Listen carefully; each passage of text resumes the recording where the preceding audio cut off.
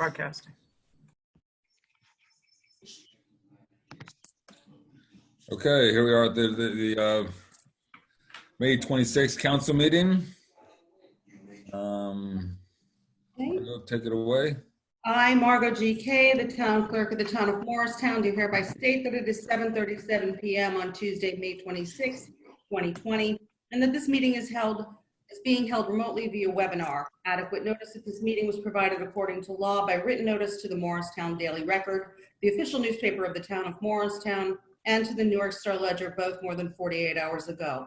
Notice was also posted on the bulletin board at Town Hall, filed with the office of the town clerk of the town of Morristown.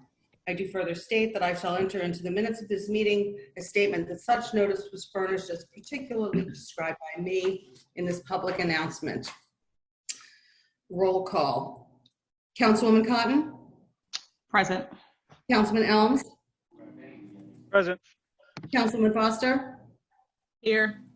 We are waiting on Councilman Iannacone. Councilwoman Mayer? Thank you. Here. Councilwoman Silva? Present. And Council President Armington. Here. Let the record be known that Shay Iannacone is here. I'm here. Councilman Hi, Iannacone guys. joined us. Had a little computer problem. Thank you. Council President, you have a quorum. Wonderful, wonderful. Okay, so now we'll have a moment of silence.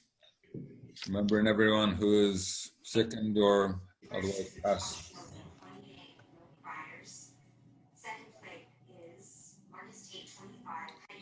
And we sit for the Pledge of Allegiance. I pledge allegiance to the flag of the United States of America and to the republic for which it stands, one nation, under God, indivisible, with liberty and justice for all. Before we get started, please be aware that public comment during the public hearing portions of the meeting will be moderated at the appropriate time. Members of the public wishing to speak should indicate so by raising your hand in the app. You can find the raise your hand icon at the bottom left side of your screen. When it's your turn, the moderator will send a signal through the app and ask you to unmute yourself so that you can be heard. There are 4 items on the consent agenda this evening. Unless a member of council would like to remove one or more for separate consideration, I would ask for a motion to approve the consent agenda. I'll make a motion to approve the consent agenda. Second. I'm sorry. Second. Okay. Okay, on the adoption of the consent agenda, Councilwoman Cotton, Yes. Councilman Elms, Yes. Councilwoman Foster, Yes. Councilman Iannacone, Yes. Councilwoman Mayer, Yes. Councilman Silva, Yes.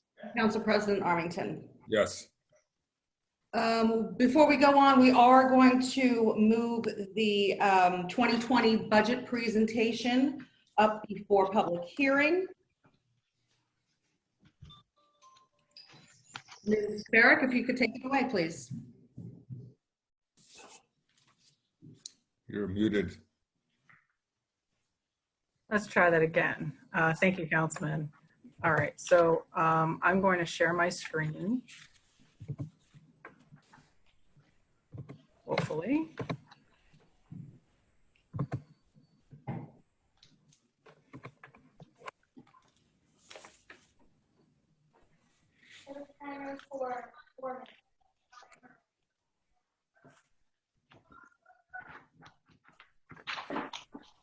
All right.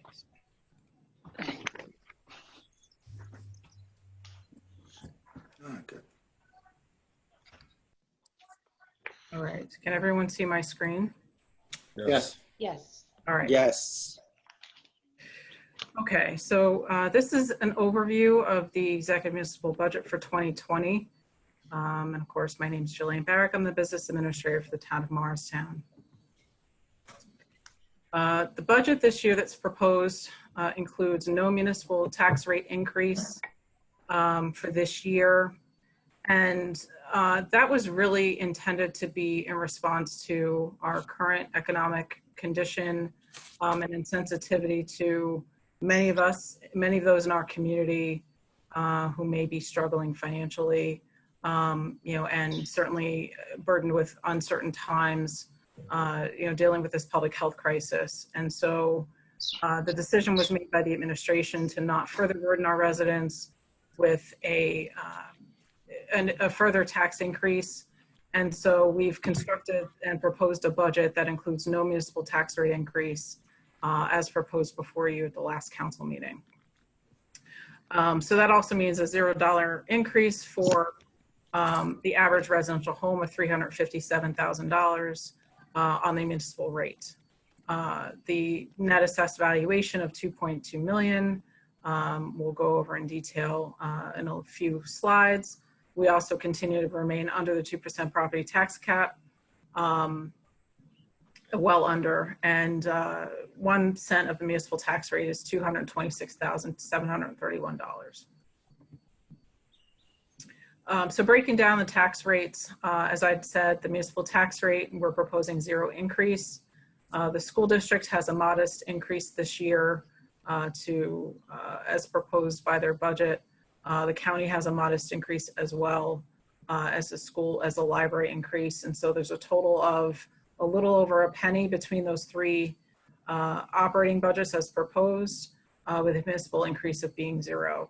So there's a modest increase from 2019, which I think reflects level municipal rate as well as modest increases in the others, and really less than modest.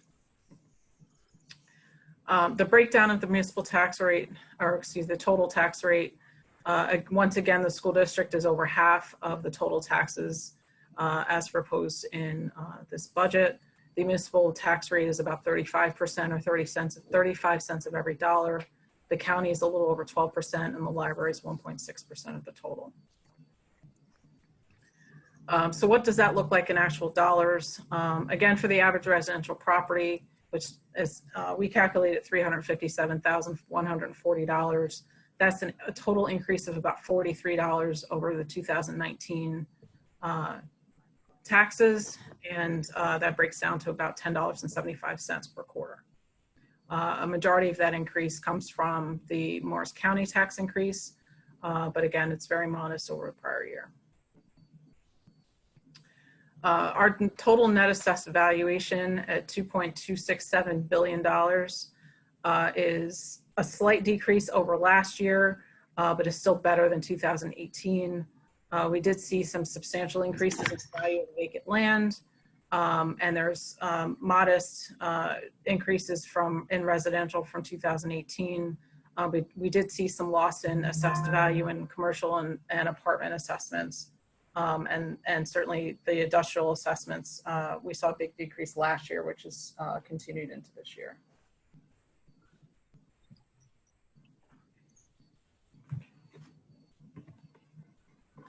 Our equalized rate has stayed pretty steady over the last 3 years. We're at 74.03%, which is actually even a little bit higher than we were in 2018. Our use of fund balance trend, which we'll talk about in a little bit of detail. In the prior few years, we used to use about 1.9 million. In the last 3 years, we've been using about 3 million to 3.5, and anticipating using a little bit more in our fund balance, again, in an attempt to keep our taxes flat for this year in response to the current economic. So this year's budget total is $52.5 million, and that breaks down as follows. The municipal budget portion is $41.8 million plus the $462,000 in grants. So that's a total operating fund of $42.3 million. We're proposing a capital budget of $2,096,000, of which about $430,000 is from grants. And then our sewer utility fund, $1 million. Which includes $311,000 in capital improvement plan. Jillian, whoever's phone is, whoever's kids are talking, if you can mute your phone, your computer, please. Thank you. All right. So again, our total municipal budget in the last 3 years has been pretty flat, and it's actually a little less this year in total than it's been the last 3 years. And certainly our proposed operating fund is less than it's been the last year. So what has changed? The biggest increases, again, as usual, are mostly personnel costs. We saw a $382,000 increase in medical and dental insurance expenses. And then our 3 largest cost centers for personnel expenses are police, fire, and public works. And those are reflected in the total increases in their salary and wage lines. And then there's some interest in bonds that increased because due to our bond sale that we did in 2019. So those 5 large line items total about $1.6 million in increase. What went down is bond principal. Again, that's reflected in the bond sale that we did in 2019. So it was about $600,000 in less in principal. The reserve for salary increases and tax appeal. Reserve and salary increases went down by $100,000, partly as a reflection of the settlement of the remaining collective bargaining agreements that were settled earlier this year and into last year. We do have one remaining one remaining collective bargaining agreement that's left to settle. That's a smaller one, so we reduced the salary increase reserve. We also reduced the reserve for tax appeals. We've seen tax appeals slow down over the last couple of years, and so we reduced the reserve for that as well. There was a small decrease in the fire and police pension fund this year, which is a reflection of the pension bill really decreasing. And then police other expenses were reduced as well. So that those 5 large line items total about $900,000 in decreases. I won't spend too much time on the 2% property tax levy cap, but we've been under this levy cap every year. And what this really means is that we have not reached the statutory limit, and the increase in the tax levy. We've been very mindful about keeping our tax levy as flat as we can, and we continue to be under the tax levy cap by over $600,000. Total anticipated revenue for 2020, as in prior years, the municipal tax levy is the largest chunk of revenue that our general fund depends upon at over 57%. This year, the surplus anticipated is over 10%. Special items, which is, special items, which is, grants and things like that, is about 7.6. And sewer utility surplus 9%, state aid, et cetera. I'll get into a little bit more detail about each one of these line items in a minute. So I want to spend some time talking about revenue sources and the impact of COVID-19 on this operating budget. As everyone can appreciate, this pandemic and the resulting impact on our lives impacts us, everyone, in various ways. The operating budget and the town's revenue sources is no different. People have asked me sort of repeatedly how this epidemic has impacted the budget, and really the biggest impact is on revenue sources. And this is really the biggest source of concern going forward. But we did want to, reflect some assumptions about reductions in revenue sources that we can anticipate for this year, although these are assumptions only. Without knowing when we're going to sort of reopen and how these revenue sources are really going to be impacted in the future. These are certainly assumptions that may or may not be accurate, but we made the best assumptions that we can based on the information we have. So there's really 5 main revenue sources that we know are going to be impacted by the COVID-19 epidemic. The first one is municipal court revenues. The municipal court was closed completely beginning in the middle of March and was closed really until the end of April. They have since begun doing virtual sessions and they're sort of slowly picking up activity. But those sessions are not going to be anywhere near as productive as the in-person sessions had been. We do expect that they will pick up, and then eventually when court becomes fully functional, we do expect that that revenue source will be restored. But we do have that gap of about 2 months of revenue sources in the court that we cannot count on. There's also a question about our ability to realize revenues into the future with the parking enforcement and certain police enforcement activities having been suspended for a period of time. Again, those things are now starting to pick up again as people are now able to leave their homes more often. Downtown is busier. So I expect that those activities will be restored, but there will be an impact on the municipal court revenue, and we've anticipated a loss of about $271,000 in the budget. Similarly, Uniform Construction Code revenues, as you all are aware, the construction, non-essential construction was halted for several weeks, really, I think the end of March through a couple of weeks ago. Non-essential construction was halted. So we do expect that there's going to be some impact on construction, permit fees, and other activities that are reflected in this revenue. I will say that our construction inspectors have been extremely busy despite the halt in non-essential construction. Now the non-essential construction is permitted. We have seen some pickup in activity, and we've seen some additional permits coming in. So it's possible that this revenue source could do better than we are anticipating, but we are expecting a loss of $442,000 in revenue based on the information that we'd had when the budget was proposed. Similarly, the municipal hotel motel tax, it's pretty straightforward. The tourism industry and the hotel industry, are very, very soft, not just here in Morristown, but really worldwide. Our hotels in Morristown rely a lot on corporate travel, as well as some leisure travel, and we expect that they're not going to be anywhere near full occupancy for a substantial period of time, particularly as corporate travel has been halted. Even as our economy starts to return to normal, I think there's going to be a big lag in corporate travel.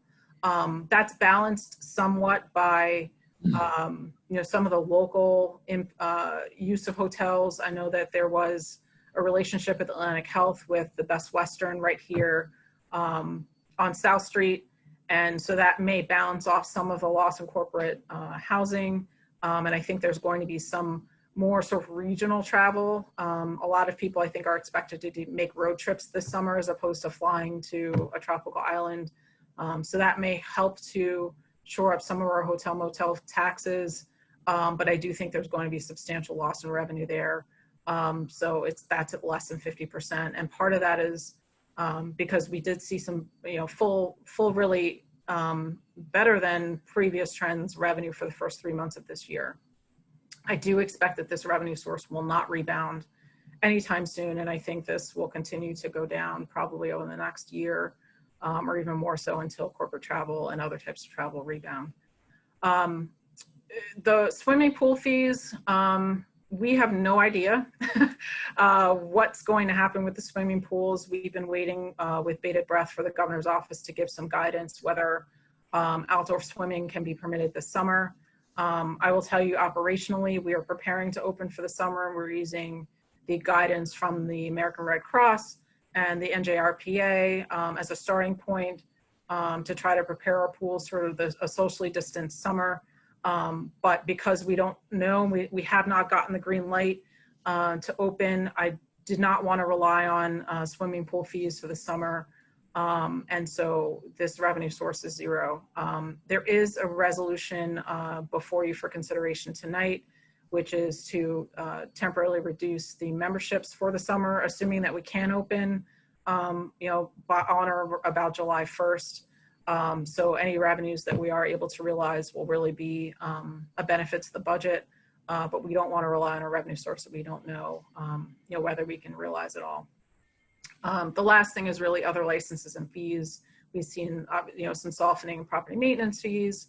with our operations, at a lower level for a couple of months, and quite frankly, people being home, our enforcement revenues have been down a little bit, so there's a little bit of loss of revenue there. So, just these large revenue sources is a total impact of over $1.2 million in revenue that we're not going to have this year that we've always relied upon.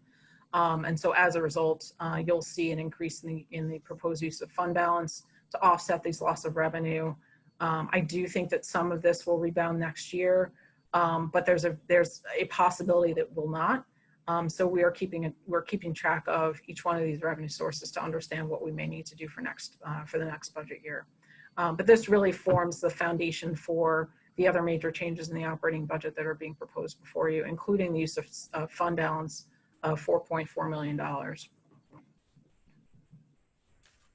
Oh, before I move on, there are other smaller revenue sources that may also be impacted, but I chose to highlight these five just to focus the presentation. Beyond those revenue sources, just generally speaking, we're reflecting an increase of the operating surplus of $1.5 million over last year, which is a reflection of those major revenue sources I just mentioned, as well as making sure that we have a zero tax increase. There's an increase in general capital surplus of $300,000, which is really simply the use of premiums that were received to reduce debt service from our bond sale last year. It's really just kind of moving money from one column to another. It's not really material in nature. 55 Madera, which opened part of the year. We now have a full year of revenue to realize this year, and so there's an increase of $1.41 million in the budget. And then the receipt of delinquent taxes, an increase of $50,000, which is reflective of what's in our AFS from last year. Oh, state aid, my favorite topic. We have been told to keep the state aid at prior year's numbers. That's what was proposed in the state's budget in February. Prior to the pandemic's impact, the state has since extended the end of the fiscal year from June 30th to September 30th, and we're being told that the state aid is coming sometime in the fall, but we're also told that the state is making reductions based on their own loss of revenue sources, which are substantially greater than ours in scale. We have not been told that the state aid is in jeopardy, though I think given the state's history, I would not be surprised if this eventually becomes in jeopardy, which will be catastrophic to a lot of towns besides ourselves. I'm hopeful that they will maintain the state aid, but you should also know that that's relying upon the states appropriating this source of revenue in the fall, which is actually several months beyond when we would normally receive the state aid, which they normally pay in August.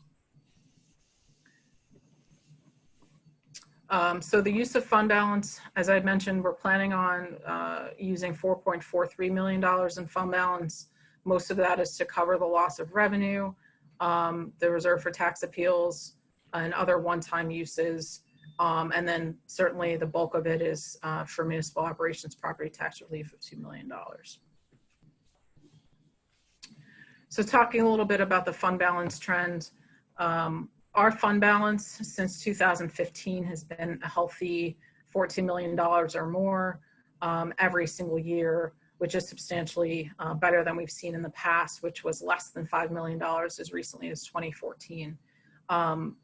We had adopted a fund balance policy in 2018 of 25% of operating expenses or a maximum of $4 million, which is reflected in the red dot that you see. We kind of go over this chart every year.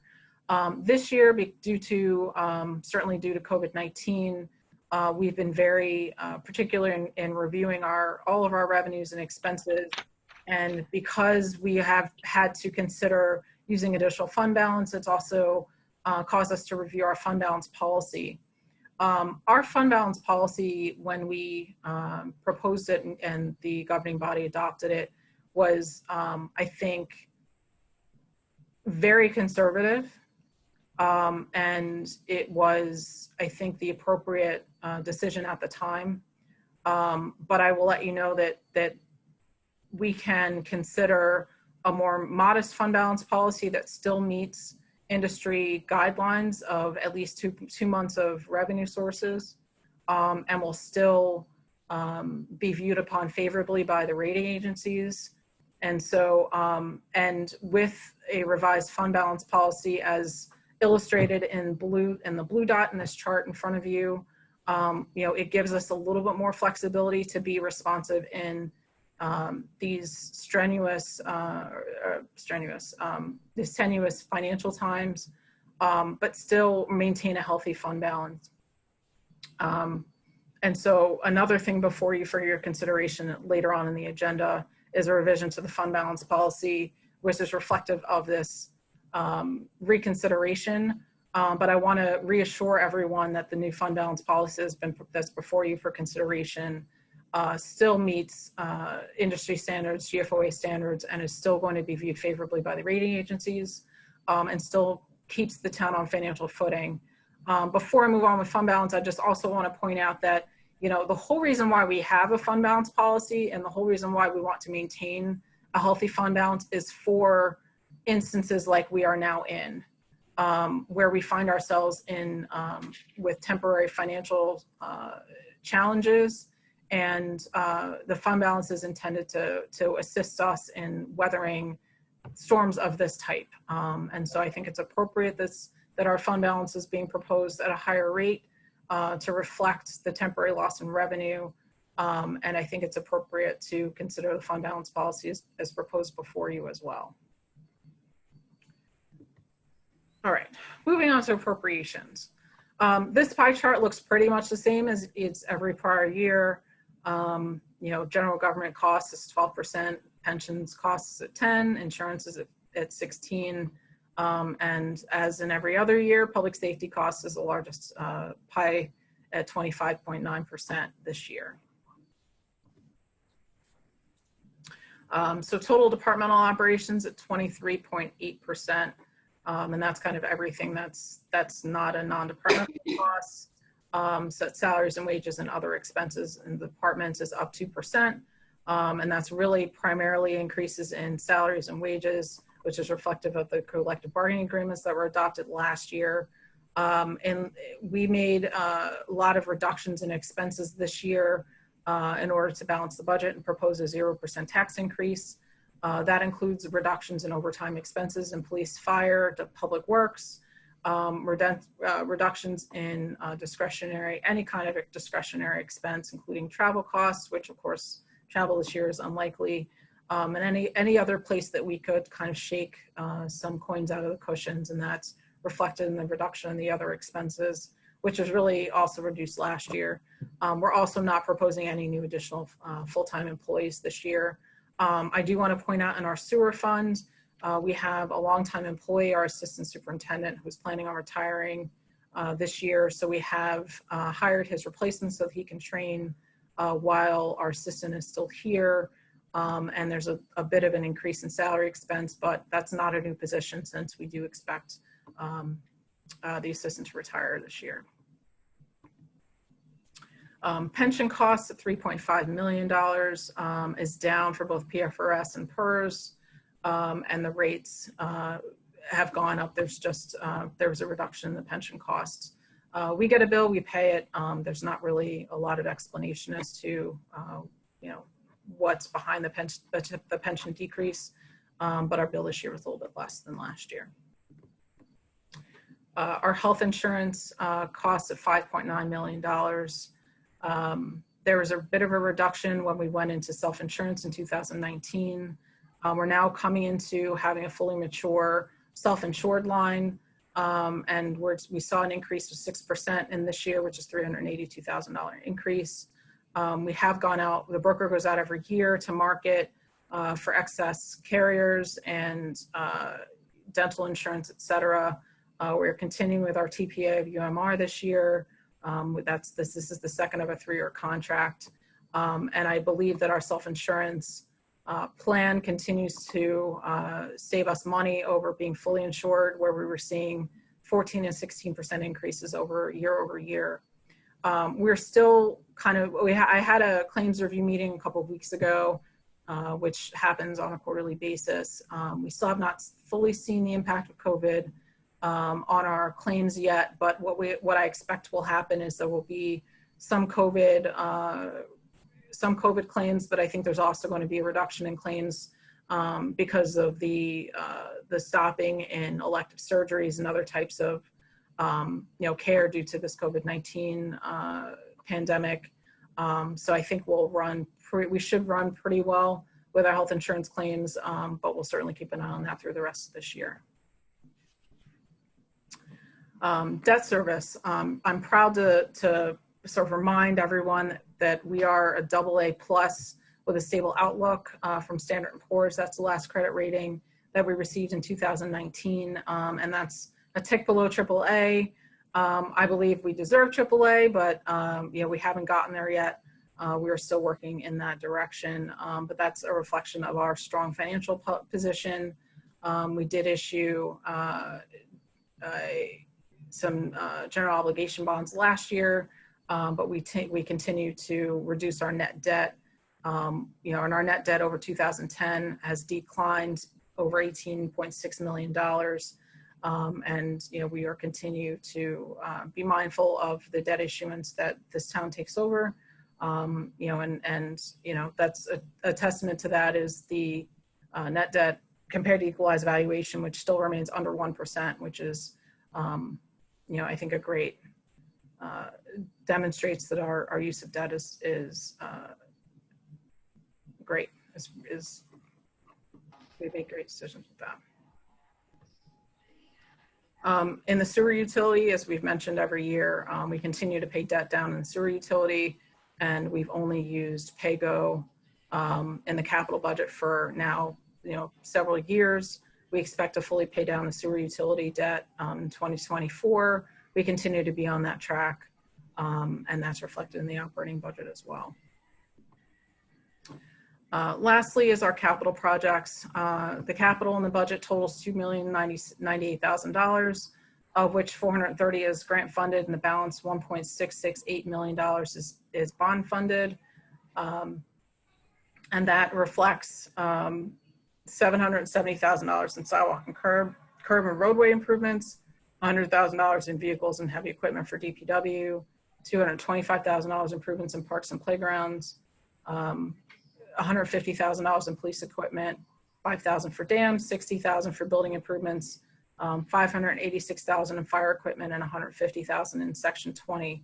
The fire equipments, if I may spend a little time on that, our fire apparatus is very, very old. We have apparatus that is from the 90s, and we have had some instances where both of our engines are out of commission being repaired, and we need to replace one of the fire apparatus to make sure that our firefighters have the appropriate equipment to address fires and other emergencies. And so it's $586,000 in fire equipment is that request, and is in line with reasonable costs for that type of apparatus going forward. I will say that this capital plan for this year is a little bit less than we've done in prior years, and that is also kind of reflective of the current economic environment. We wanted to address the critical needs of the town and nothing more. So the $2 million is about $1 million less than we've done in the last few years. And that is the overview of the operating budget. I appreciate your time and your patience in going through that. And I will, if there's any questions, I'm certainly willing to address them at this point. And I'll also renew my offer to any council members who want to meet with me individually or share questions in another venue. I'm happy to do that as well. Thank you, Jillian. At this point, any questions from council? Jillian, Bob here. Hi. Can you go back to slide 17?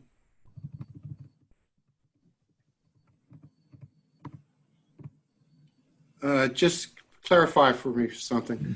The last item on there, which is municipal operations property tax release, The Yeah. first one, COVID loss of revenues, you explained that one with the other detailed slide of the Yeah. revenue which is lost. Yes. What is the 2.178? It basically means that we're using additional fund balance to mitigate property tax relief. So we've talked about this in the past. Every year we lapse revenue or we lapse appropriations, which rejuvenates the fund balance every year. So we could either appropriate that money and appropriate that revenue. And let me start over because I think I started that. I confused myself. We lapse revenue every year. The appropriations lapse every year and it rejuvenates the fund balance. So rather than increase the use of revenue or increase the property tax rate to offset that, we use the fund balance so that we can continue to pay for all of these expenses and not have to use other revenue sources to cover it, because we know that there's going to be appropriations that lapse every year and rejuvenate the fund balance. We typically replenish the fund balance. Last year, we replenished about $3 million in fund balance at the end of every year when prior year appropriations lapse. If you don't plan to use surplus to reflect that replenishment in fund balance, then you end up either having to under appropriate or you end up having to increase the use of revenue sources or increase the property taxes. And so that's why that's what that line item really means. It's a bit of a convoluted answer. No, I understand. My concern here is, and I appreciate in the binder, you actually did bring up the point that even though you've budgeted for these expenses as a use of fund balance, you also made the statement that if we don't need it, we will not spend it.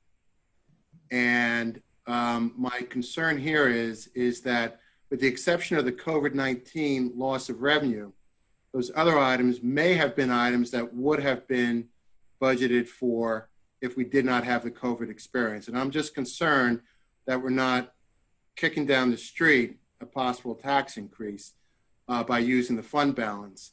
And what I would ask between now and our next meeting, if you could, that you do have a projection in the binder, but it's not the detailed projection that you have provided to us in the last 2 years. If we could kind of do more of a deep dive on the projection of what the impact of these use of reserves will be down the road, I'd like to see more detail on the projection. You gave us a 3-year projection, but it was not with the detail that you usually did for us. And I'd like to see that projection in detail, if you would. I'm happy to share that. I also want to talk a little bit more about the other line items because you typically want to use a one-time revenue source with a one-time expense, and the reserve for tax appeals, the capital improvement fund, and the reserve for sick and vacation are one-time expenses. Mm-hmm. So that's and the school district pass-through technically is also a one-time expense. So you want to marry the use of one-time revenues and one-time expenses, and that's what those other line items. With the use of reserves? Yes. Got it. Second question I have is on the capital. I know you did cut back on the capital spending.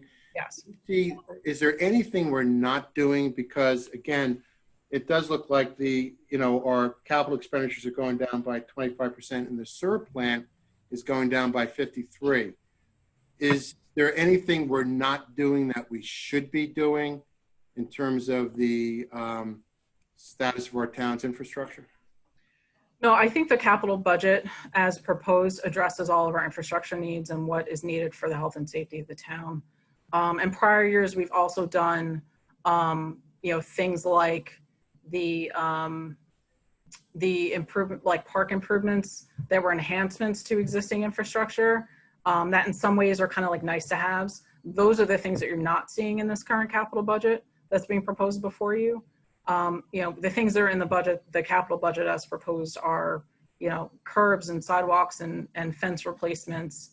The sewer is sewer replacement and things like that. And that's the reason why the capital budget before you is $2 million and not 500,000, which would be an even more stripped down version and would reflect more deferred maintenance than we would like to see. Again, the capital budgets before you, I think, addresses the existing maintenance that's needed with kind of nothing extra. I have two concerns when it comes to the state. In prior years, the state was pushing more of the pension obligation down to the municipality. Obviously, we don't see that in this year's budget. Mm-hmm. And then my other concern is what if they start that up again? Because the state did defer their budget for a quarter, and they're not going to come out with what they're going to be pushing down to us at the municipality, nor will we know about that 6.85% of state aid. What is the risk? What would we have to do after the first quarter if the state budget, which is adopted in September, actually cuts back, or either cuts back on our aid, or in the reverse, actually pushes some of the additional pension expense down to the municipal level? Well, the good news is that the pension is already paid for the year. We got the pension bill earlier in the year, and it gets paid in April. So that's already paid, and there's zero risk for the pension bill for this year. The state aid, on the other hand, the risk is we would have to replace anything the state doesn't afford us whenever they come down the pike at the end of the year. So we would have to either appropriate, we'd have to do an emergency appropriation and appropriate it next year. We would have to, do some kind of borrowing, although I don't think that would be necessary in our case. Although I think a lot of other towns may be in that position. We would have to replace that revenue if they chose not to give it to us. I will say, if I can get on my soapbox a little bit, that would be woefully irresponsible for the state to push us all to adopt revenue budgets based on the revenue assumptions that they gave us, and then to kind of turn it around later. So I'm again cautiously optimistic that they will not touch state aid and will choose to cut some other revenue source, and impact someone else. But if for some reason it comes to that, we'll have to address it at that point. The other reason, Jillian, I'd like to see before the next meeting, that projection, is you do like to see some of those niceties, improvement of parks, et cetera, in the capital budget when we can afford it. It'd be nice to know what we're going to look like in coming years because of the experience that we've had this particular year. But also, I noticed you did do a very good job in cutting expenses. However, some of those cuts, we'd like to see some of that money back in future years. Like, for example, Sandy may talk about this later, but shade tree. Yeah. We kind of cut the number of new plantings, the number of trimmings. We kind of cut that almost by 50%. But it would be nice that if we could try to recoup some of those, what's now appears to be luxuries in future years. I think that's the reason why I think seeing the projection with some underlying assumptions would be very helpful, not just for council, but for the public. I'm happy to share that with you. I share your sentiment. I would like to see many of these reductions be one-time reductions, and I'd like to see much of these revenue sources rebound next year. I'm hopeful that they will. I just don't know that they will. Mm-hmm. So, we'll have to keep an eye on that. I will point out that the shade tree appropriation in the capital budget of 15,000 is a reduction in the new plantings, but the pruning in the public works budget is at 100% of the prior year. Okay. $1,000. Thank you. You're welcome. Any other questions from council? Nope. Okay. I believe there will be an opportunity at the next meeting. Jillian, am I correct? The budget will be up for adoption at the next meeting? There will be a public hearing on the budget at the next meeting. I will also have this PowerPoint posted on the town's website for tomorrow morning. Wonderful. Thank you. So this will be available for anyone to view for themselves as well. Great. All right. If there's no other questions, I'm going to stop my screen sharing. Okay. So now at this point, we'll move into the public hearing. Okay. At this time, I will open the floor for a public hearing on the municipal self-assessment report. Please be reminded that you must raise your hand in the app to indicate that you would like to speak. Kindly state your name and address and limit your comments to 5 minutes or less. Be advised that any derogatory comments targeting members of council and/or administration may be ruled out of order. There's a hand raise that was raised, I think, during the budget presentation. So I just want to clarify, whoever is raising their hand to comment, that we are at the public hearing on this specific line item. So if you have a question about that particular item, keep your hand raised. If you are looking to make a comment on the other item, if you could lower your hand and we'll address you at the appropriate time.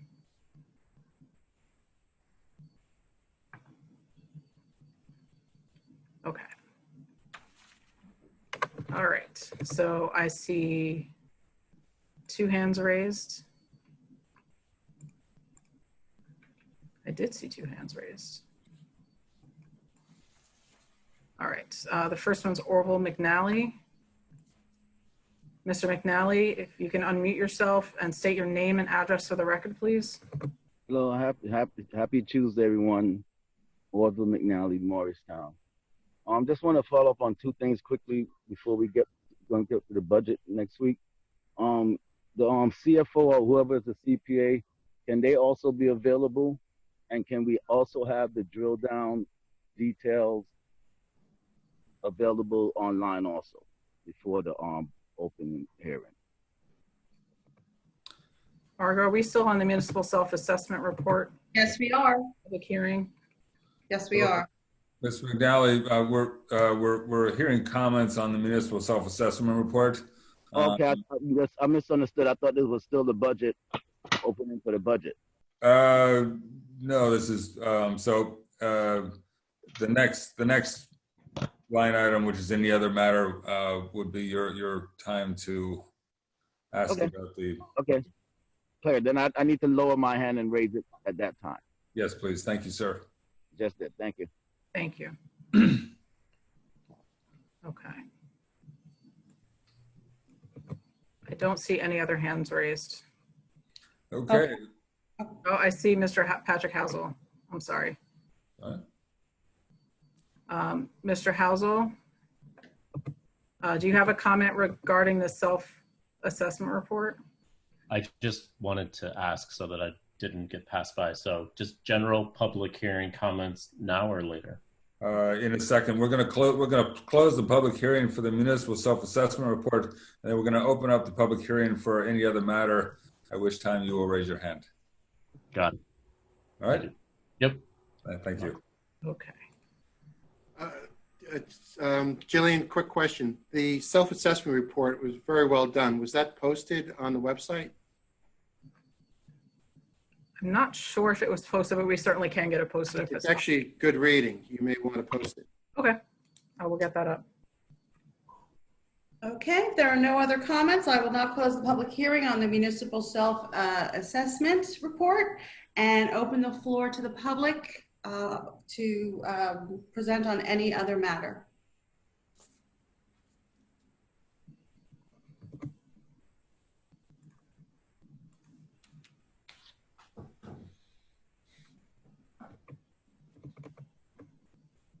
Okay, now Mr. Housel. All right, I'm back. You're back. Good evening, Patrick Housel, 172 Franklin Street.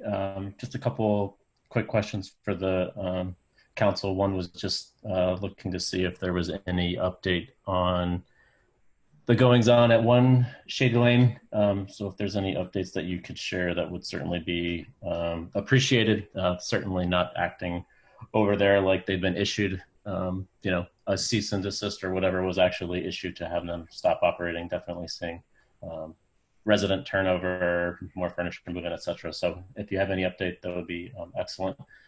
Second, if you could just maybe just refresh our memories just based on the, you talked about the impact on the municipal courts given everything with COVID and the ramp up. If you could just help us understand maybe just a bit about how we should expect to see that process play out, that would be extremely helpful. And then finally, unrelated to One Shady, just a general comment. I just noticed it on Franklin, especially now that it's warmer. All the kids are outside playing. The speeding specifically on Franklin is pretty excessive.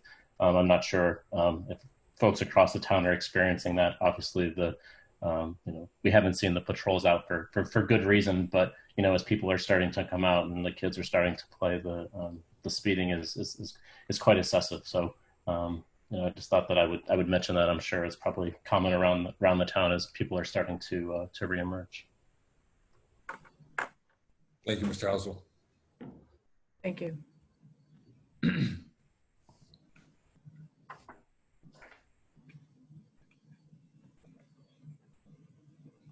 I don't see any other hands raised. Oh, there's one more. Charles Johnson. If you will mute yourself and then state your name and address for the record, please. Charles Johnson, 1 Washington Ave, or Alistair Morristown apartment complex. This is just for general questions now, right? Yes, sir. Okay, there was a letter in my door this morning about Alistair Morristown asking the town to remove parking spots on Howell Place near the cul-de-sac so that their disposable trucks, their oversized dump trucks, can get through to empty the dumpsters. And we have a serious problem parking here now. If they remove parking spots, that's just going to make it even worse. My daughter had an idea, maybe they could, some of them spots, if they just label them parking from, say, no parking from, say, 7 to 10, and that's what time that dump truck or whatever got to come in.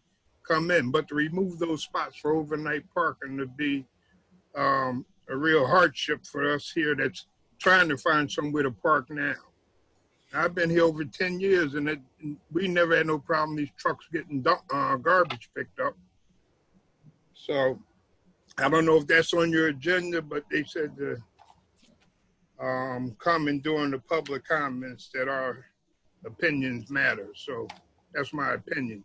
We don't need to remove spots. Maybe parking during certain hours, no parking during certain hours in the morning when they come to pick up is one thing, but to remove them all together, I think that's not a good idea. Thank you, Mr. Johnson. Okay, the next person on the list, Mr. McNally. If you can state your name and address for the record, please. Yes, Orville McNally, Morristown, New Jersey. I'm sorry, Mr. McNally, what street? My council person is aware of that. Please just respect that this is a public thing and addresses are sensitive, but my Ward 2 elected person knows exactly my address. Council President, is that acceptable to you? I'm not aware. Sure. I don't know. I mean, what's the protocol is we've always heard the address. Yeah, I have no problem sharing it, but it's just, I mean, something to consider. I mean, this is public, worldwide public available, and given that much information, I don't mind, but at the same time, it's already known. Well, it's And not like I known said, by me, like sir. So if you could please provide your street address and I can include your comments in the record?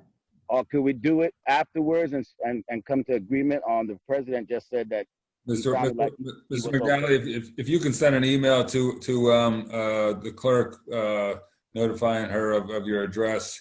I know Tawana's email address right off the top. Could I send it to her and have her forward it to her, please? I mean, I could do it quick unless you want to give it to me. Whichever way, I'm ready. Please send your address to the clerk. I'm waiting for the email address. Townclerk@townofmorristown.org.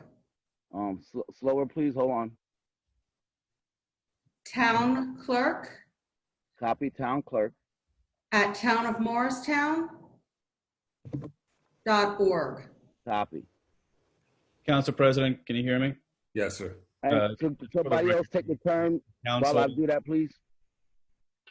the council rules are that an address be provided unless there's a safety issue. But as a council president, you can always waive that rule. Thank you, sir. At this point, Okay, I'll do it under that advice that it's a safety issue, Council President. But I guarantee you it's here in Morristown. You can tell by the pretty backyard.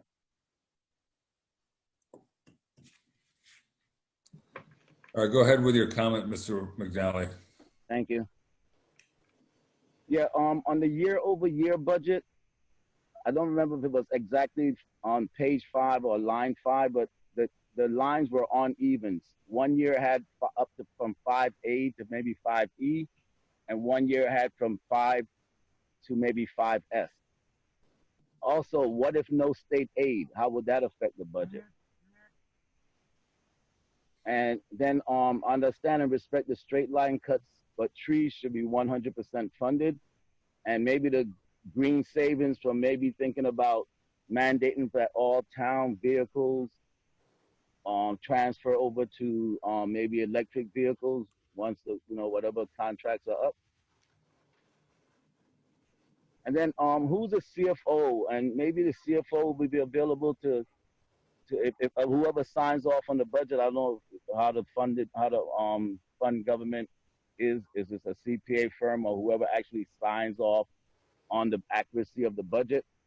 Will that person be a better person to present the budget in detail, being that they're presented, their numbers that was created? That's it. Thank you. Thank you, Mr. McNally.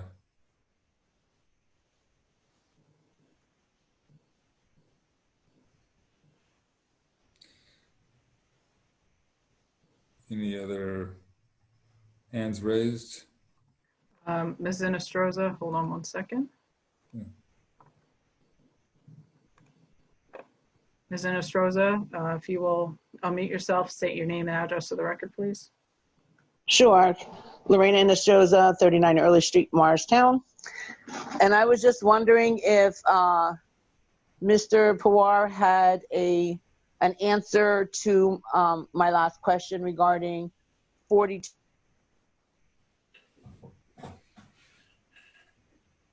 Inestrosa, you're muted yourself. Executive. Mr. Inestrosa, please restate your comment. You were muted for a moment. What was that? You were muted, self-muted. Oh, okay. So I'm just wondering, at the last meeting on the 12th, I had asked a question regarding 42 Spring Street and what their exemption was to continue the construction during the non-essential construction executive order. The mayor had offered a response and then pivoted to Mr. Pawar to provide me with an answer tonight. So I was just wondering if anybody's prepared to give me that. Thank you. Okay. That's it? I don't see any other hands raised. Okay, before we close the public hearing, I would like to announce that Mr. John Williams did provide an email with some comments. However, according to the process, comments will be added to the record, but not read aloud if they are received via email. So his comments will be added. Thank you. And I would close the public hearing. Great. Okay, now we move into council responses, public hearing comments. I'll get started, Stefan, if it's okay. With reference to Charles Johnson's comment, with reference to parking on Howell and Valley View, that is on the agenda tonight, Mr. Johnson. I do have a concern with that also. It's no surprise that more people working from home, there's more cars on the street, and parking on several of the streets in town has gotten tighter with people that are usually away at work, being home during the day. I it's, you know, having that trash picked up is very important because it is kind of at the end of that cul-de-sac. So it's important that that trash does get picked up, but it is interesting that it's a problem now. And what we'll find out before this ordinance is adopted is why now are those parking spaces required? Because what I'm hearing from some of your neighbors is that it's required because trucks that are picking up the trash are larger than the trucks that were previously picking up the trash because of a change in the contractor by McAllister for trash services. I agree that the parking spaces, particularly down by this apartment complex, are very important for the residents. They do fill those spots up at night. If it can be accommodated with a limitation of the hours during garbage pickup, that would be helpful. But also, I believe we should be having a discussion with the landlord to inquire as to why all of a sudden this is necessary, because the parking patterns down at the end of the street there really has not changed. It's up for introduction tonight. We can make that inquiry before adoption next week. With reference to the speeding on Franklin, again, all you have to do, if there is speeding on your streets, let the mayor know, let Jillian know, let myself or any of the council people know. And I'll just use the example. With the streets being empty, there was some increase in speeding, for example, on Morris and on Washington. It was a phone call and they had a vehicle out there, which was great. So all we have to do, usually when it comes to speeding, to remain diligent about speeding, is let the mayor, Jillian, or a council person know to get the message to Mike Corcoran or the chief, and they will respond. Jillian, later on, if you could just give an update on the municipal court and Shady Lane, that would be helpful. Just as a side note to Mr. Johnson, I believe the ordinance for parking restrictions proposes no parking between 9 a.m. and 2 p.m., which is in line with the time frame which the trash is being picked up. Yeah, but the point there is, we'll look at that, Stefan, because the problem you have, again, is with people home now. Parking is really tight down there. Very tight. So that's a pretty big window for folks living, working from home. And I wouldn't be surprised if more of us are working from home in the future, permanently. If the administration can provide an update on 42 Spring Street during their report, that would be helpful if you have it. Sure, I can answer that now.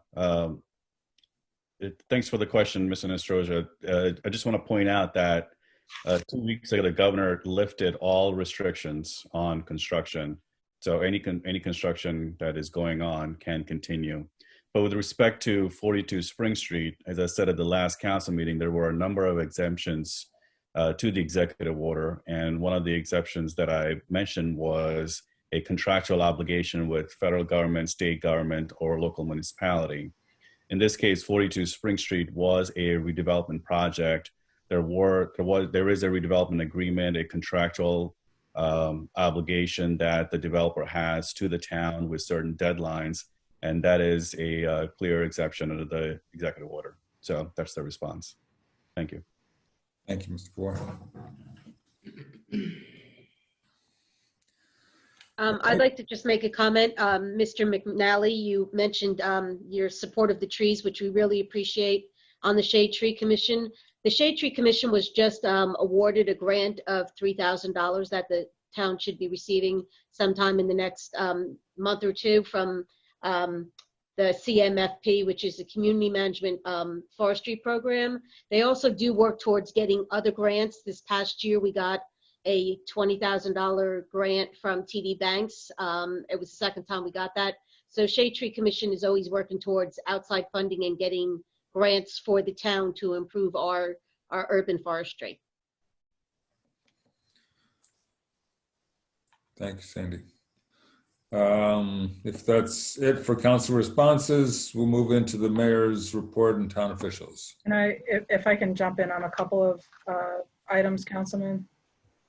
Related to the parking at Allister, we actually spoke to the management at Allister regarding the parking issue after having gotten complaints about the lack of trash pickup in the neighborhood. And the police department attempted to do some temporary parking restrictions in order to effectuate the trash collection, and it was really not very successful. And the manager indicated that those spots are usually never occupied during pickup hours, which is during the day on Thursdays, late morning. But because everyone is home, those spaces are now occupied when the trash collection needs to be effectuated, and the truck simply cannot swing into the driveway to pick up the trash.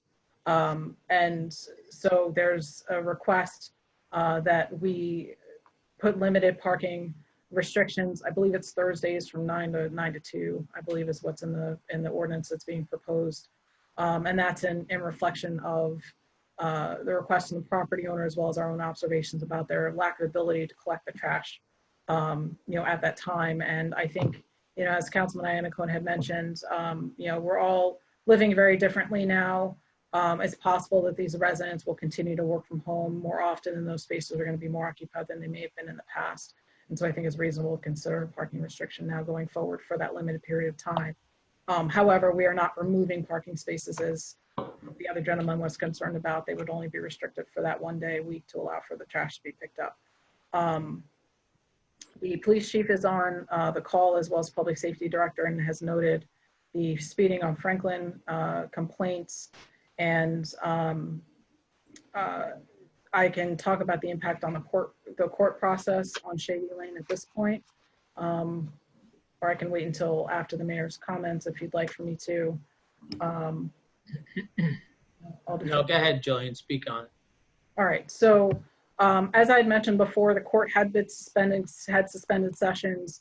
They're now meeting in earnest online through Zoom sessions, and they've been actively seeking to contact every defendant that's received a summons or violation by mail in order to get everyone scheduled for Zoom sessions going forward.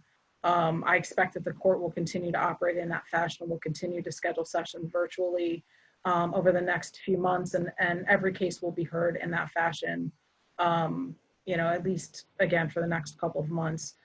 So the impact on Shady Lane specifically, they will have a court session scheduled similarly to how they had a court session scheduled prior, and it will be addressed by the court and by the judge at the time the court session is scheduled. It will simply be done virtually as opposed to being done in person, and that's being facilitated by the court administrator.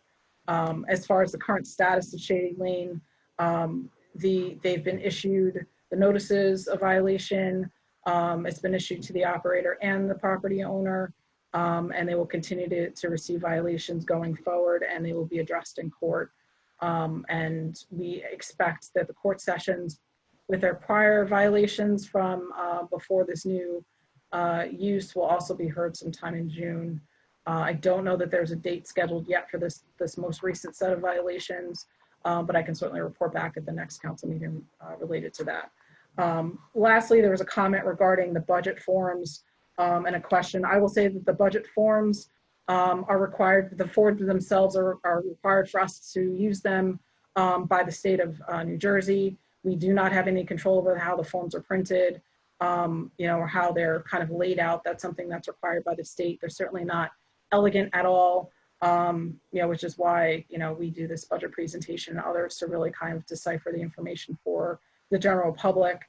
But I do want to assure everyone, as well as the council, of course, who I think after now almost 5 years knows that, I know the budget intimately.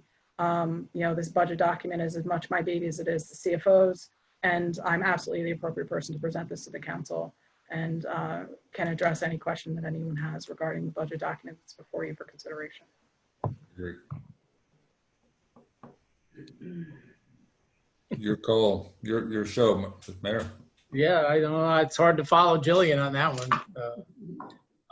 but I can tell you, for those in the public, her background in finance is superior to many, if not all. It's one of the reasons why she was hired. I will start off with, I know we are in a very difficult time. And I get a lot of phone calls of when businesses, Mayor, can we open our business? When are we going to be open? Even get council members ask me that question. It is not up to me. It is not up to the council. It is up to the governor of the state of New Jersey. He will lift the executive orders in time. I suspect each day something more is coming. We all are anticipating when our businesses can open back up that are curbside now. I get a lot of inquiries about shutting down streets. I have a request into DOT. I've had it in now for a couple of weeks for doing some things on South Street, for expanding some of the outside dining, but he has not lifted outside dining yet. So when that happens, then we will take a deeper look. DOT will take a deeper look. We are not the only municipality looking to do some different things. I know our businesses are ready. I've talked to a number of them. They're ready to open up. They're ready to do what is necessary to make sure it's safe for their employees, the public. And in time, the governor will open our economy throughout the state. There's no special treatment being given to any other community. We are all in the same boat. And I want to send a strong message out there. Don't break the law. Don't break the executive order, because it is interesting to watch how many people are paying attention. Because when someone breaks the executive order, it doesn't take long for that photograph to make it to my email. And then the police get notified. So just hang in there. I know it's tough, and we're all struggling, but we'll get through it together. Couple of things, in case no one heard today, the governor is lifted graduations starting July 6th. I believe, Vij, you can correct me if I'm wrong, recommendations on how that's going to happen will come out tomorrow. That's correct, tomorrow afternoon. So I know that some schools already have, Michael Cochran's son is scheduled to graduate on the 7th of July. So some schools are moving quickly. We are on a conference call tomorrow with some of the parents and school principal. We'll kind of gauge where they're at tomorrow, how they want to move forward, as we were preparing to do something for the kids on June 20th, which we were going to announce June 1st. So we'll see what happens tomorrow with that conference call, and see if they're going in a different direction now that graduations can happen as early as July 6th. I want to thank everybody who helped out and who volunteered with the food drive. We got almost 8,000 pounds of food and a few $1,000s in donations to the Interfaith Food Pantry. I also want to thank publicly again, can't speak high enough of what St. Margaret, Chef Reddy, Pastor Silva, Bethel, what they've done to feed people. It is truly an amazing community, as we talked last time past Councilman Silva, as we really can see a community come together in the time of need. And I just want to publicly thank them again, because they are feeding a lot of people. The good news is the percentage of hospital beds are down. I'm sure some of the people in this industry, Councilman Iannacone, the percentage is down. The ventilator use is down. Everything is heading in the right direction. Occasionally you see these peaks. We still get one or two every day in Morristown. Then we get a couple of days with nothing. But they're tracing, they're tracking. They know they're addressing where these positives are coming from.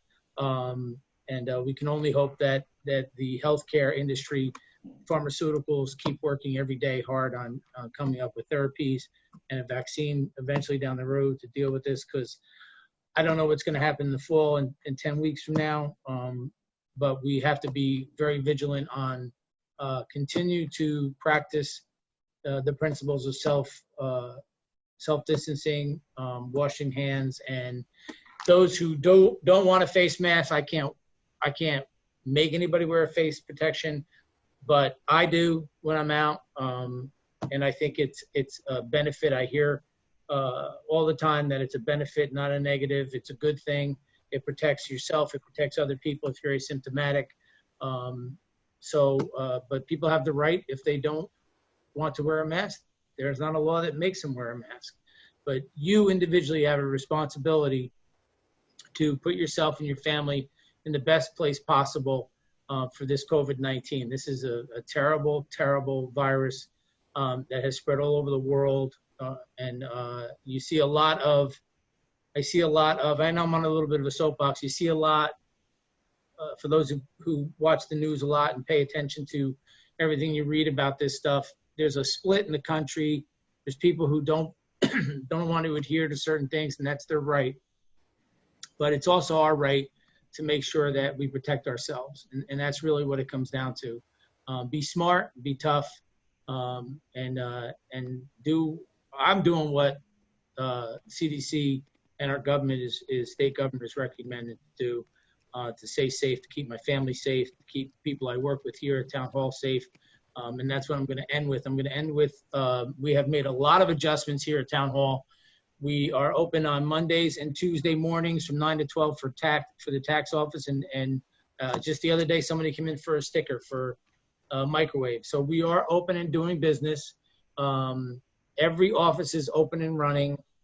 Everybody can be reached in their offices, email or a phone call. We are slowly bringing everybody back full-time. The business administrator has her calendar to make sure everybody's back. DPW's back full-time. They were alternating weeks, things of those nature. Our town is running very well. And soon, the date has not been given to me yet, but we will be open to the public once the town hall is completely safe for the public and for the employees. When people come to pay their taxes, they get their temperature checked. They have to have a mask on. They're let in one at a time. There's a police officer at the door. So we're doing everything that we're supposed to here to protect the public and protect the employees. So thank you for being patient. We all have the same wants and desires of getting things open. I on a good note, I did see a sign on South Street that said, "We're coming." It's opening soon, and that's the new organic juice place. So that's some news when that opens up officially, and I think it's in a couple of weeks, if not sooner. When that opens up in the middle of a pandemic, Morristown's again going to lead the way of the downtown business opening, and hopefully the town can support. And remember, support your local businesses. And, I said this on a post a few days ago. The word, we hear about it all the time. It says shop local. Well, doesn't that have a much deeper meaning now than ever before, that we want to shop local as much as often as we can? And these businesses will work with you on getting their items sold to you through curbside, whether it's through online, whether it's Facebooking. There's ways to do business with businesses that are open in Morristown. So I know it's a difficult time, and again, I think Jillian will completely get engaged with Councilman Iannacone on the questions he asked on the budget. I kind of get where you're going and didn't quite get to where I thought you wanted to go on the $2 million, but I know that comes back at the end of the year, and we're just fine. I tell you, I'm not going to go into what it was like 10 years ago, but we are very fortunate in Morristown to have $14 million in surplus. We are fortunate for our employees.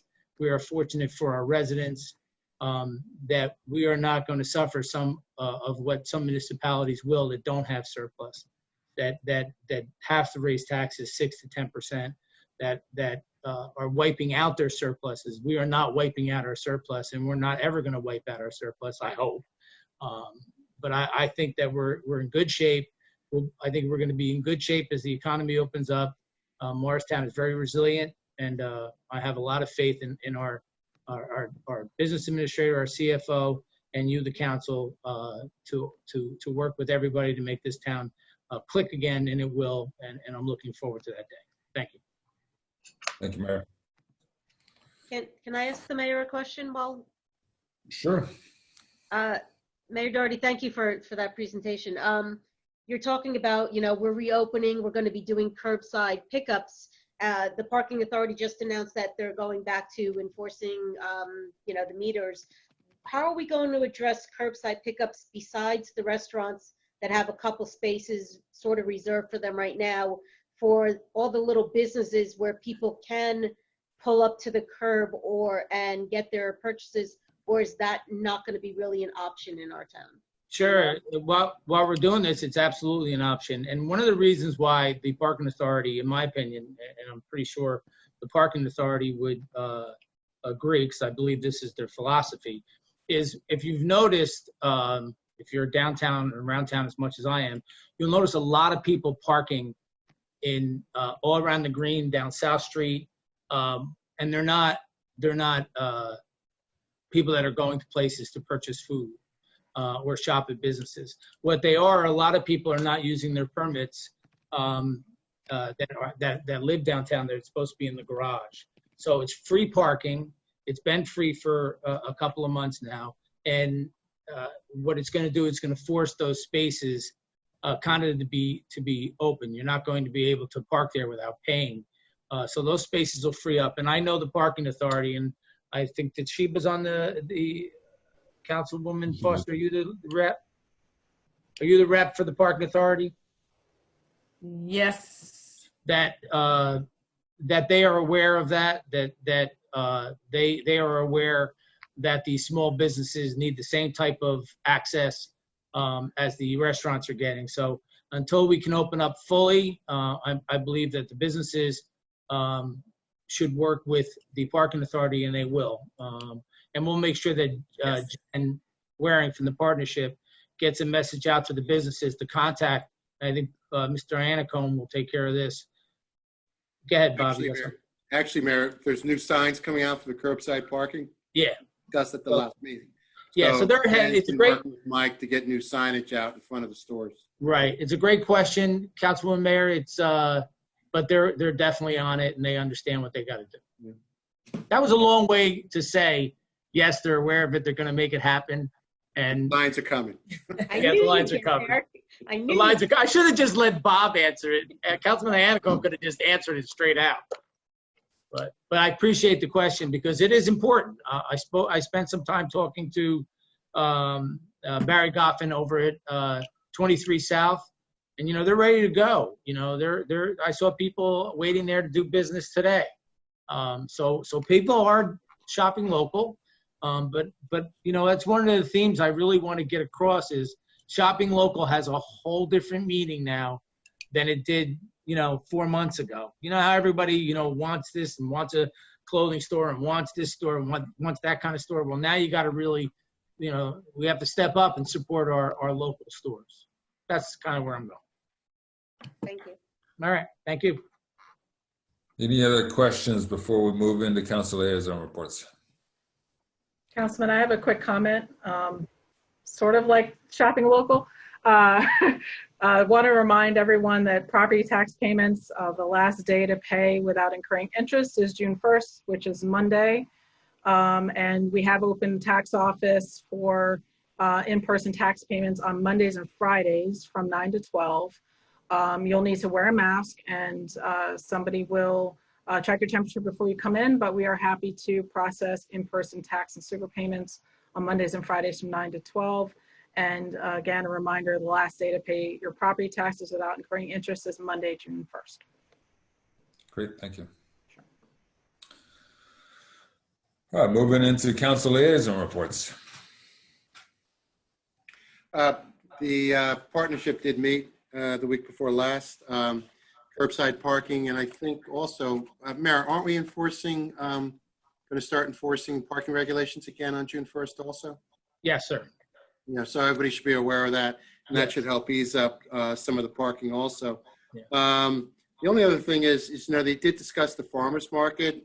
Jen and her team did go up, and they kind of saw firsthand what Summit and Denville are doing with their farmers market.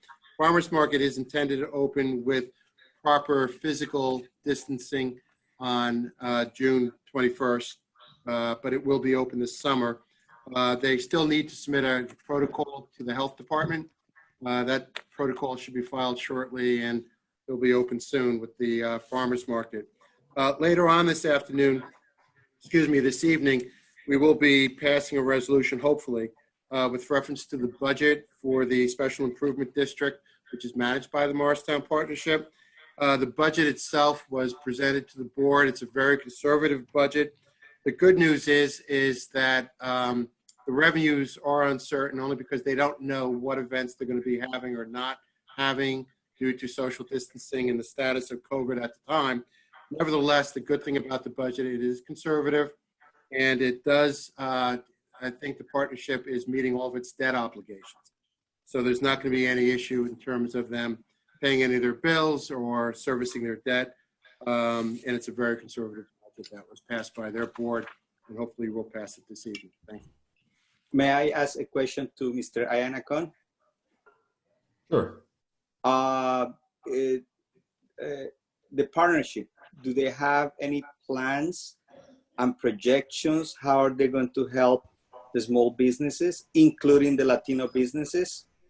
They've been doing a lot of communication with the membership of the partnership. We'll reach out to Jen to see if they're also working with any of the non-members of the partnership. But that is a good point. They generally share their information very willingly. A lot of the information, because I get copied on the emails, they've been sending out and being very communicative with the businesses. I think the mayor has done an outstanding job with his almost daily news briefs in keeping the businesses informed. But if there's any particular problem, David, if they feel they're not getting the answers from the partnership, just give Jen or myself a call and we'll address it. Okay? Thank you. I had a quick question. Is Michael Helm still there? He's in the It's dark. in the dark. Light a candle. Oh, maybe he's gone. It's not muted. He's outside. Yeah. Oh, it's getting dark. Hey, I'm here. I had to step away for a second. I have to get my my computer I have to get the plug to charge it. Her phone. There you go. Morris, I just take the Morris Housing Authority will have a meeting tomorrow night via Zoom.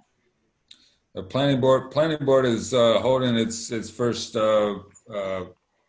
Zoom meeting on Thursday to hear the M Station project. They'll be proposed to finish up the traffic and run through the civil engineering packages. Public input will be via Zoom, via raising hands, as it is in the council meeting. So, If people send in questions ahead of time, will they be entered in and answered instead of doing the raise the hand? I do not know the answer to that. No, I think you have to join by Zoom, either by phone or online. Okay, thank you. And just for Hey guys, I used to accidentally let Piper outside. so the public input into the application, aside from general non-application comments during the public hearing, are specifically to ask questions about the traffic testimony, and then if they get through the civil testimony, to ask questions about the civil testimony. Okay, thank you. I'll go. Shade Tree Commission, I just want to let you know, their biochar is going to be starting next week in the downtown area. And again, I mentioned this in the past, the CMFP was approved by the state. Congratulations to the Shade Tree Commission, especially to Kristen Ace for working so hard with Rich Wallowitz and all the departments in town to really get this thing going. And it's a $3,000 grant that goes into our coffers. So thank you to everybody for that. Question. And we're having a meeting on June 16th. I don't know if it's Zoom or in person. I'm assuming it will be Zoom, but all of that information will be on the website with the agenda. Sandy, do you know if the Shade Tree Commission or the administration is, I guess the arborist will be doing their evaluation of the ash tree on Hazlitt. Hazlitt? Hazlitt? Yeah, I spoke to Rich last week about that tree, and he has it on his calendar for early June. He wants it to fully leaf out before he goes back to evaluate it. I did see the email from one of your neighbors about the tree. It does look better, but part of that is because our tree crew removed a substantial amount of dead wood out of the tree, from the last time it had leaves on it. So, it would look better. But the arborist is expected to go review in the next couple of weeks, and we'll give the Shade Tree Commission and the administration a report. Great, thank you very much. Just a follow up with some of the comments about the parking from the Morristown Parking Authority. They met virtually on May 20th. As far as the lots are concerned, notices were issued starting today, and they read just for benefit of the public. Parking rules and regulations are currently in effect. Daily rate must be paid at the kiosk or display the current monthly permit. Enforcement will commence on June 1st. Parking is available in most Morris Parking Authority lots and garages. You can call 973-539-4810 if you have any questions. In regards to, street parking, parking meters and rules are currently in effect. Expanded enforcement will begin soon. Parking is available in most of the Parking Authority lots and garages. And again, the number to call if you have any questions, 973-539-4810. And on behalf of the Morristown Parking Authority, they thank all the residents, and they want you all to stay safe and healthy. Nice. All right. Okay, I'll go. The Morristown Environmental Commission, while there are no updates for any future meetings yet, they are encouraging our residents to take in all the work our administration has put into restoration and replenishing our parks, specifically Cleatman Woods, Burnham Park, Foots Pond Park, and Speedwell Park. I also want to thank our town engineer, Anthony DeVizio, and Jillian Barrick, our administrator, for recognizing the need for the oversight and management of the aforementioned parks in town, thus improving our natural resources. Great. Just as a follow-up to that, I want to thank the administration and the Environmental Commission for their hard work on Elliott Street Park playground garden. It looks really great out there. Thank you. All right, moving on. Regular business. We have two ordinances for introduction this evening. Ordinance O-19-2020 and ordinance amending and supplementing the code of the town of Morristown, Chapter 7, Traffic. May I have a motion to introduce? I'll make a motion to introduce ordinance O-19-2020. I'll second. Any comments, questions? Yeah, can I ask a question about that one? Sure. That's another traffic issue, and that's on McCullough. Do we know how many spaces are being removed at that location? And is there regular parking on there? I'm going to ask my engineer, Anthony, to address that. Anthony. All right, you're on.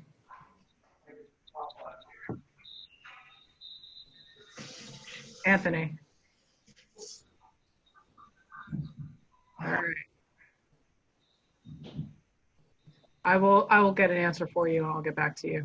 Okay, thank you. I don't think it's a lot of spaces. I think it was just a sight line issue. Okay. But I'll definitely get back to you with an answer before our next meeting. Thank you. Yep. Okay. I will take a roll call on the introduction of ordinance O-19-2020. Councilwoman Cotton. Yes. Councilman Elms. Yes. Councilwoman Foster. Yes. Councilman Iannacone. Yes. Councilwoman Mayer. Yes. Councilman Silva. Yes. Council President Armington. Yes. Ordinance O-19-2020 has been properly introduced by title and will be considered further after a public hearing to be held on June 9th. Ordinance number O-20-2020, an ordinance amending and supplementing the code of the town of Morristown, Chapter 7, Traffic. May I have a motion to introduce, please? I'll make a motion to introduce O-20-2020. I'll second. Any comments or questions at this time? Yeah, I just have a comment, and it's a follow-up to Councilman Iancone's response to the resident who spoke, Charlie Johnson, during the public hearing. I was provided with a letter that was given to the residents who live there, and it is stated that they are asking to remove, to eliminate the parking spaces. It doesn't really address eliminating the parking during any type of restricted time. So I would like to echo that before this is actually adopted, that, you know, we are fully aware of the intent in regards to the parking over there. Councilman, I will say the ordinance is before you is what was discussed with management. I have not seen the communication that you're referring to. Oh, I was gonna finish. I was gonna say that I will go ahead and forward it to you. Okay. And you can, because I mean, this was issued to all of the it says Allister Morristown residents is how it's titled. And they did provide the information, you know, your opinion matters, and, you know, they have all of the Zoom information, you know, for the meeting, which is, you know, probably why, you know, it came up in the public comments. But I will forward it to you so that you can take a look at what they actually communicated to the residents. Okay, that would be helpful, and then I'll make sure to communicate back to them, and we'll send notices out as well to make sure that it's clear what is being considered for adoption.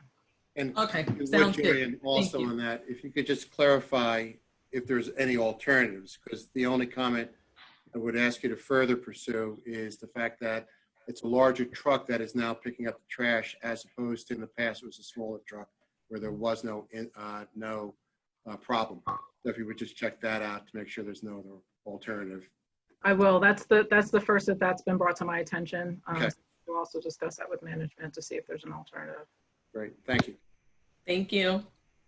On the introduction of ordinance O-20-2020, Councilwoman Cotton? Yes. Councilman Elms? Yes. Councilman Foster? Yes. Councilman Iannicone? Yes. Councilwoman Mayer? Yes. Councilman Silva? Yes. And Council President Armington. Yes.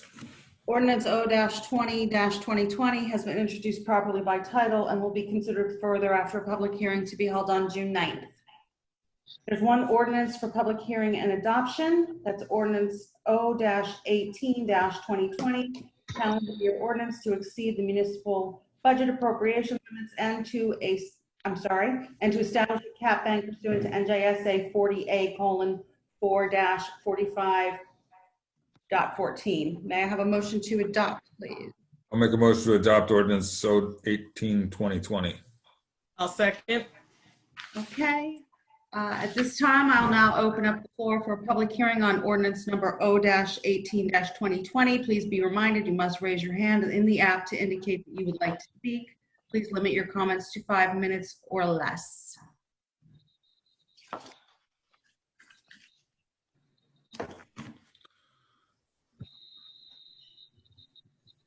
Any comments? Just one question, Jillian. In the past, we never carried forward the cap year to year. Is that correct? We absolutely carry a cap every year. We did. So what's our total cap going to be if we've been carrying the cap year to year as permitted by state law? There's a cap bank worksheet in your binder. When I looked at it, what's the total cap now up to? I'd have to get back to you on that. All right, if you could, that'd be fine. Thank you. Call the question? Wait, we need to close the public session. Oh. The comment. I did not close it yet.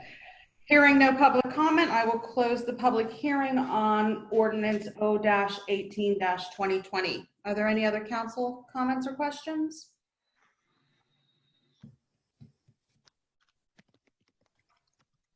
Okay. On the adoption, on the adoption of ordinance 18-2020, Councilwoman Cotton? Yes. Councilman Elms? Yes. Councilman Foster? Yes. Councilman Iannacone, Yes. Councilman Mayor, Yes. Councilman Silva, Yes. Council President Armington. Yes. Ordinance O-18-2020. There are 8 resolutions on the agenda this evening. Unless members of council would like to pull any for separate consideration, I would ask for a motion to approve 88-2020 through 95-2020 en masse. Can you pull R90-2020, please? Okay. And if you could also pull 92, 94, and 95. I'm sorry, not 95, just 92 and 94. Okay, so I would amend that and ask for a motion to approve resolutions 88 and 89, 2020, 91, 2020, 93, 2020, and 95, 2020. I'll make that motion. Second. Councilman Cotton, Yes. Councilman Elms, Yes. Councilman Foster, Yes. Councilman Iannacone, Yes. Councilman Mayor, Yes. Councilman Silva, Yes. and Council President Armington. Yes. Motion carries.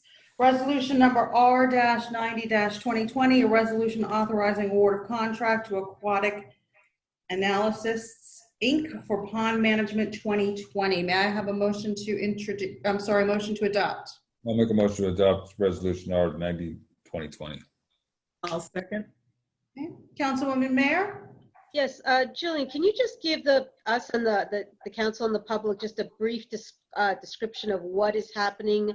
I know that they're going to be doing hydro raking, but maybe when people read it, they don't know what the hydro raking is. Is it just Foots Pond or is it the other 2 ponds? And if you could just give us a brief description, that's all I'm asking.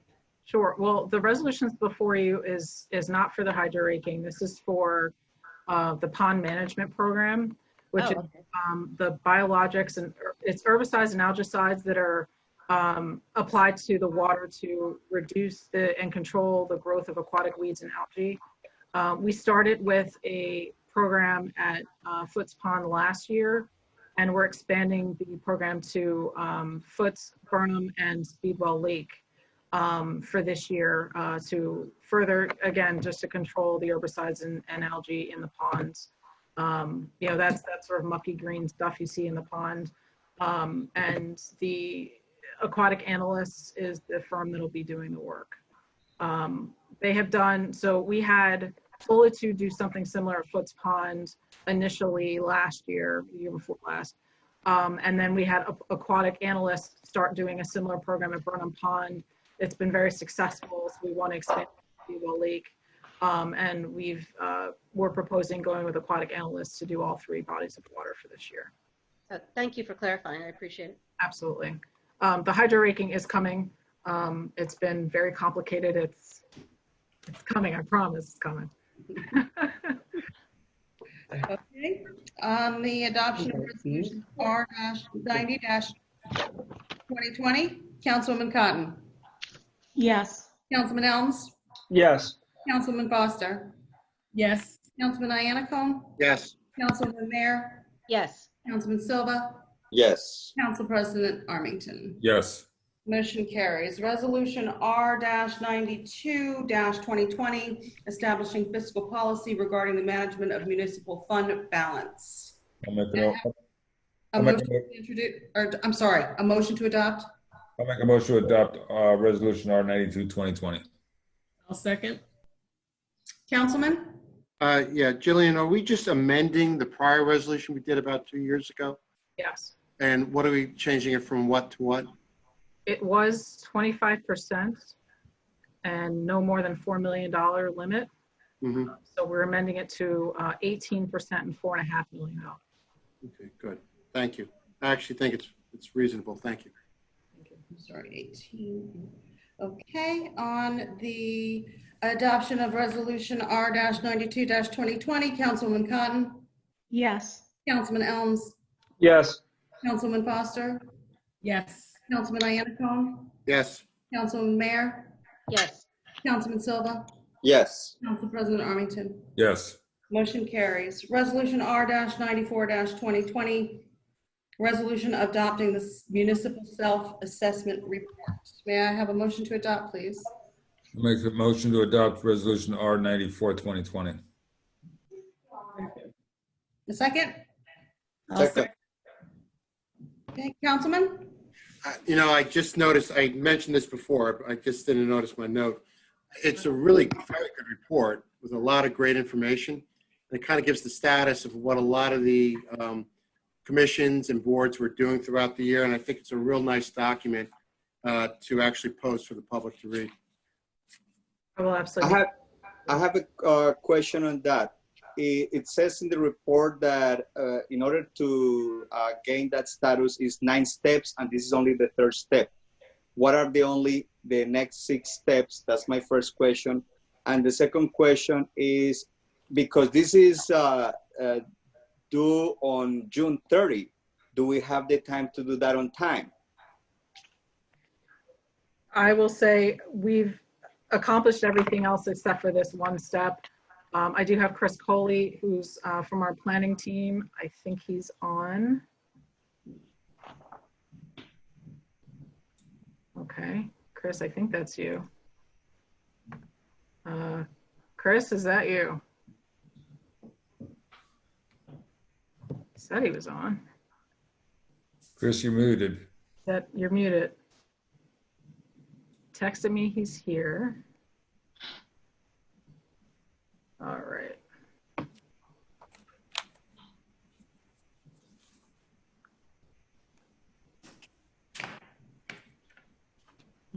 All right, bear with me. It's Chris right there, right?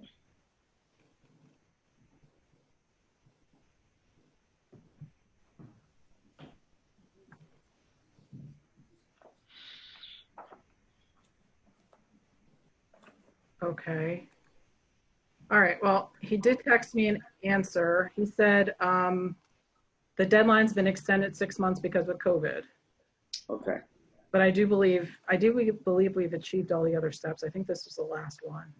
But I will confirm that with him and get that to you. But we do have an additional 6 months to complete the process. And once this is adopted, it's going to be the next steps are at the state level to review for consistency.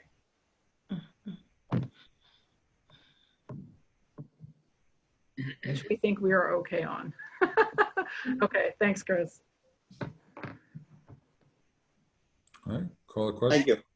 Thank you. On the adoption of resolution R-94-2020, Councilwoman Cotton, Yes. Councilman Elms, Yes. Councilman Foster, Yes. Councilman Iannacone, Yes.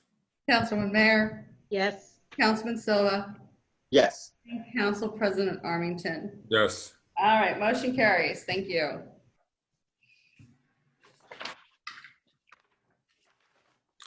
So that completes the regular business. There's no unfinished business.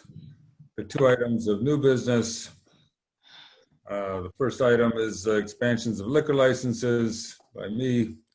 And I just wanted to bring up with the full council and start a conversation with the public. The administrator, the council, prior to the virus showing its ugly head, was working on 2 related ordinances. The first one was looking at regulating liquor licensed outdoor areas to essentially be consistent with the sidewalk cafe ordinance for outdoor areas not otherwise categorized as sidewalk cafes. The other ordinance was looking at expansions in general of liquor licenses.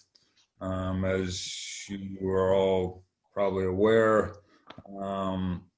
over the last few years, we've been advised by the courts that the council does not have the authority to impose conditions on liquor license holders as an expansion, which can, or at least in the past, has resulted in their denials. And so we were talking about ways to address the expansions issue as a factor, as a matter of law through an ordinance, so that we're not looking at each individual expansion as they come forward. The elements which we were considering essentially were either full restrictions, basically denying all future expansions. We're also considering, or some of us were considering waiving outdoor areas to some extent, especially for license holders who do not have the opportunity to qualify for the sidewalk cafe. And then the other option, I think, is just don't do anything and put it off to individual opinions. So I just wanted to bring this up. I think that it's a conversation that should be had openly with the public and the business community, and I don't think there's any rush about it, but we have been talking about it, and I think that I know that there are two prospective applications for expansions that at some point will come back to the council acting as the ABC. That's all I really wanted to say at this point. So if anyone else has any opinion that they want to share, feel free, or we can talk about it in the future. Is there anything you could forward to us that's been written up for us to, I know not being on the council before, I don't have a lot of knowledge of this. Are there things to read that could bring us up to speed or no? Council President, can I jump in? Yes. So any ordinance that we draft pertaining to ABC has to be fair, and it cannot be arbitrary and capricious, so that when it does get challenged, we want to make sure that we have adequate background for the ordinance. And also any ABC ordinance, we have to run it by the state ABC to make sure that they're in favor of it. So there's a lot of moving parts here. The state ABC is not really looking at those types of ordinance at this time. I will say that the state leaders, the legislative leadership, and the governor's office, they are talking about relaxing some of the ABC rules for outdoor dining, but that's all in the works right now. Everyone is concentrating on how to help small businesses and restaurants and bars under the COVID circumstances. So it's a very fluid process at this time. Okay, thank you. Thank you. The farmer's market we've discussed before. Bob, is there anything you want to add? This is really something you know more about than I do from kind of the partnership. I think it's going to, Sandy, I think it's going to be there by the end of June. Okay. You know, Jen and the partnership is just making sure they file the documents with the health officer and make sure that they have the proper protections in place for physical distancing. Okay. I'm sure we'll be publicizing it. The partnership will be publicizing it when everything's nailed down.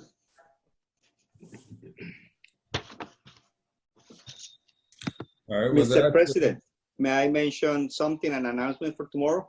Sure.